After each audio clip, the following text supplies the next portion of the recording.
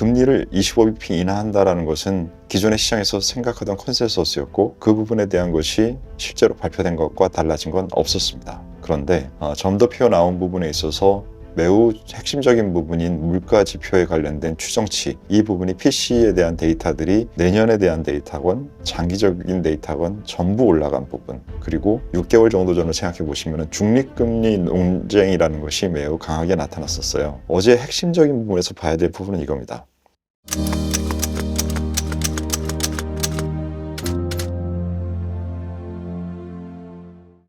안녕하십니까. 오종태의 투자비법 오종태입니다. 시장의 변동성이 극도로 커져서 어제 빅스 같은 경우에 미국 빅스 지수가 70%가 넘게 하루에 움직이는 그런 모습을 보였는데 FOMC라는 금리에 대한 결정과 그 결정에 대한 반응, 최근에 채권 시장에 대한 그 관심도가 주식 시장에서 매우 떨어졌었는데 그 부분의 효과가 같이 두 개가 엇물리면서 증폭되면서 주식시장이 매우 험악한 분위기가 연출된 상황입니다.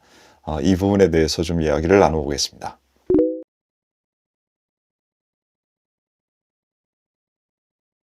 시장에서는 항상 어떤 상황이 지속이 되다 보면 중요했다가도 이제 더 이상 중요하지 않아라고 여겨지는 사실은 중요한 그러한 어, 이벤트들이나 변수들이 많은데 FOMC라는 게 우리가 지난 몇 년 동안 얼마나 많이 중요하게 얘기했었습니까? 근데 최근에는 주식시장에서는 금리가 올라가도 주가는 상승하고 금리가 내려가도 주가는 상승하는 모습을 지속하다 보니까 주식시장이나 그다음에 코인 같은 그러한 너무나 위험 자산의 강세 속에서 사람들이 금리에 대한 부분은 좀 잊었던 것 같아요. 근데 지난 영상에서도 제가 말씀을 드렸지만 우리 전후에는 평균적인 사람들이 갖고 있는 생각보다 인플레이션에 대한 중요도를 조금 더 가져가자라는 부분을 계속 말씀을 드렸고 그 부분을 우리는 현금 비중을 많이 가져가는 쪽에다가 반영하고 있다라는 그 말씀을 드렸는데 우리는 그렇게 하지만 전반적으로 시장의 분위기에서는 이 중요한 변수를 잊었다가 갑자기 그 부분에서 변동폭이 시장에서 생각했던 것보다 많이 나오니까 그 부분을 매우 화들짝 놀라면서 반응했는데 핵심은 금리를 25bp 인하한다라는 것은 기존의 시장에서 생각하던 컨센서스였고 그 부분에 대한 것이 실제로 발표된 것과 달라진 건 없었습니다. 그런데 좀 더 튀어나온 부분에 있어서 매우 핵심적인 부분인 물가 지표에 관련된 추정치, 이 부분이 PC에 대한 데이터들이 내년에 대한 데이터건 장기적인 데이터건 전부 올라간 부분, 그리고 우리가 한 1년 정도 전, 6개월 정도 전을 생각해 보시면 중립금리 논쟁이라는 것이 매우 강하게 나타났었어요. 근데 그 부분에 대한 것들도 지금 최근에서는 시장에서는 얘기 안 했는데 그 부분도 같이 중립금리 자체가 올라갈 수 있다라는 그러한 데이터와 환경에 대한 부분들이 나타나면서 어제 핵심적인 부분에서 봐야 될 부분은 이겁니다. 우리가 FOMC에서 금리를 낮추던 날 시장에서 어떤 다른 변수들 때문에 장기 금리가 올라가는 날도 있고 내려가는 날도 있었지만 2년물 이하의 단기 금리는 금리가 내리는 날 거의 같이 내렸었어요. 근데 어제는 25bp를 인하했지만 2년물과 10년물인 단기 금리와 장기 금리가 동시에 올라갔습니다. 이것은 금리에 대한 의사결정에 대한 25bp 인하에 대한 반응보다 설명드렸던 중립금리 자체, 앞으로 향후에 장기적으로 있어야 될 금리의 레벨 자체의 변동폭이 꽤 크구나 라는 부분들에 대한 것이 어제 시장의 핵심적인 이슈였습니다.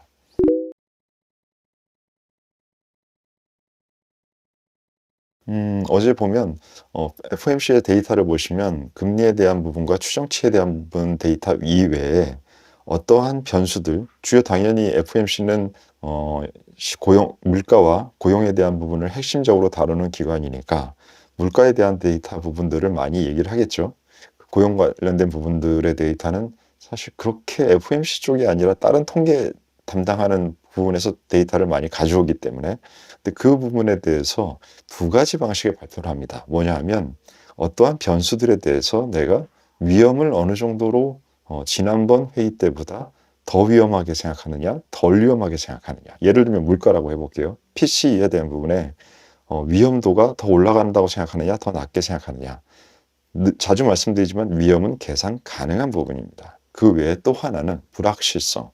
이 uncertainty는 계산이 안 되기 때문에 이 불확실성 자체도 올라가느냐 떨어지느냐라는 그 두 가지를 보여주는데, 어제 발표된 데이터들에서는 불확실성 쪽에 대한 데이터들이 대부분 많이 올라갔어요. 그리고 물가 관련된 지표는 불확실성과 리스크 둘 다 올라가는 쪽이었습니다. 그렇기 때문에 설명드렸던 중립금리 레벨 자체가 올라가는 부분 때문에 단기물과 장기물 금리가 둘 다 동시에 올라가는 부분, 그렇게 되면 주식시장에서는 이 부분을 유동성 감소라는 신호로 해석하기 때문에 뭐 코인이 됐든 뭐 모든 것이 됐든, 그러니까 어제 가격 움직임 보시면 금가까지 빠졌잖아요. 그렇기 때문에 어제 실질적으로 올라간 것은 달러밖에 없었습니다. 달러의 강세는 이렇게 모든 상황이 흔들릴 때 올라간다는 것은 금리 자체도 보통은 주가가 빠지고 할 때 안전자산 선호 현상 때문에 금리는 빠지면서 채권 가격이 올라가는데, 어제는 그 반대였기 때문에 채권 시장의 이슈 때문에 위험자산이 빠졌기 때문에 채권 금리 자체도 안전자산의 역할을 못하는 상황에서 금까지도 유동성의 감소로 못하고 유일하게 달러만 강세를 보였는데, 모든 자산이 빠지면서 달러만 강할 때는 금융시장은 매우 불편해하고 불안한 상황이 됩니다.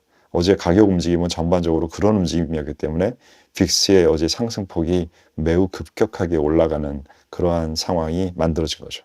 지금 그 원달러 같은 경우에는 우리 국내 문제, 국내 정치 문제까지 너무나 비중이 크게 있기 때문에 국내 문제도 어렵고 해외에서의 움직임에 대한 변수들의 움직임도 부정적으로, 원화가 약해지는 쪽으로 두 가지가 겹친 부분, 이 부분 때문에 사실 좀 우리 뭐 IMF 때나 여러 가지 그런 상황들이 자꾸 떠오르는 그런 불편한 상황들이 계속되고 있고, 이 부분이 안정되려면 양쪽의 두 부분의 이슈가 둘 다 개선돼야 됩니다. 둘 중에 하나만 개선은 될 때는, 지금 이게 만약에 어떤 하나의 변수가 한 20% 중요해, 하나가 80%가 중요해, 이런 상황일 경우에는 20%짜리의 변수의 변동이 없어도 80%의 개선되는 부분이 나타나면 방향성이 달라질 수 있잖아요. 근데 지금의 현재의 상황은 원달러에 대한 부분이 국내적인 중요성이 50%, 해외의 중요성이 50%인 상황입니다. 그래서 둘 중에 하나만이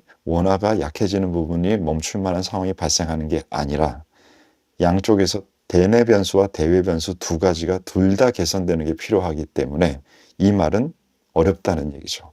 그렇게 되기가 어렵잖아요. 그렇기 때문에 당분간 원화는 올라간 상태의 레벨에서 쉽게 내려오기는 좀 안타깝지만 좀 어려운 상황으로 보입니다.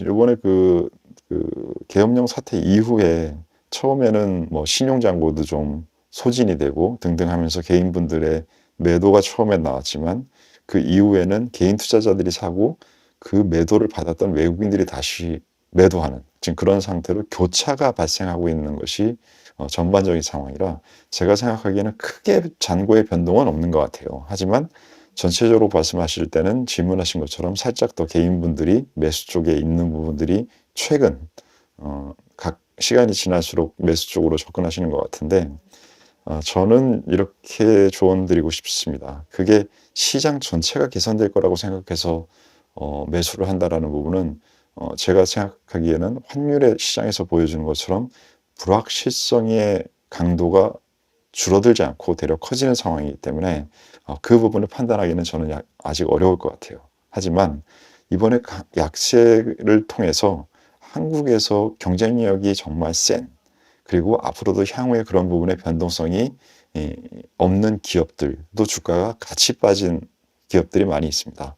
지금 당장 머리에 떠오르는 거는 뭐 조선주 같은 것도 그런 예가 될 텐데, 그러한 경우에는 이런 그 시장의 움직임을 통해서 좋은 회사들과 좋은 업종의 주식을 싸게 살 수 있는 기회를 활용하는 건 좋지만, 시장 전체가 뭔가 안정이 됐다라는 부분의 신호를 잡기 위해서는 환율 시장의 안정, 그것이 먼저 선행되어야 될 것 같습니다. 네, 오늘 시장의 변동성도 매우 크고 이슈들 중에서 파악 가능하지 못하는 불확실성에 대한 레벨이 매우 높기 때문에 아마 매우 좀 어렵고 당황하신 분들도 많으실 것 같습니다. 하지만 이런 또 기회도 여러분들이 계속 우리가 투자를 해 나가는 상황에서 앞으로 한 번이 아니라 계속 만날 일들입니다. 그래서 이번 계기를 통해서 불확실성에서 대비하는 방법론이나 이러한 부분의 변동성이 발생했을 때 내 마음을 어떻게 흔들림을 덜해 가는가, 여러 가지들을 여러분들이 더 쌓고 만들 수 있는 기회로 잘 활용하시기를 바라겠습니다. 네, 오늘의 전략회의는 여기서 마치겠습니다. 감사합니다.